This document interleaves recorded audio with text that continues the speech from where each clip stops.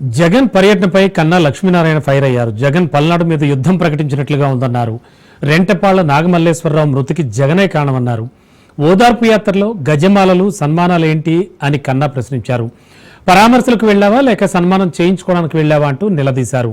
చంపుతాం నరుకుతామనే ప్లకార్డుల ప్రదర్శనపై కన్నా ఫైర్ అయ్యారు. అధికారం ఉన్నా లేకపోయినా జగన్ ప్రవర్తన మారలేదని విమర్శించారు.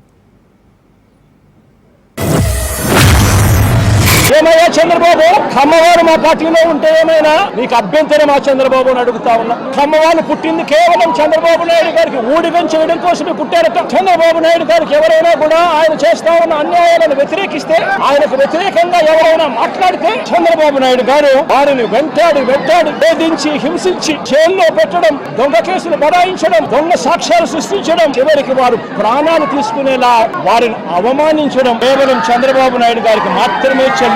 కొంతమంది కమ్మవారు తెలుగుదేశం పార్టీతో డిఫర్ అయి నిన్ను నమ్మి నీతో కలిసి ప్రయాణం చేద్దామని చెప్పేసి నీ దగ్గరికి వస్తే వాళ్ళందరి చేత కమ్మవాళ్ళని కమ్మవాళ్లతోనే తిట్టించాలి అనేటువంటి ఒక నీ పైశాచిక ఆనందం కోసం, నీ సైకో కళ్ళల్లో ఆనందం నింపటం కోసం నువ్విచ్చినటువంటి స్క్రిప్ట్ ని చదివించి వాళ్ళందరూ కూడా ఇబ్బందుల్లో పడటానికి కారణం ఆ శాపం నీది కాదా జగన్మోహన్ రెడ్డి అని నేను అడుగుతా ఉన్నా.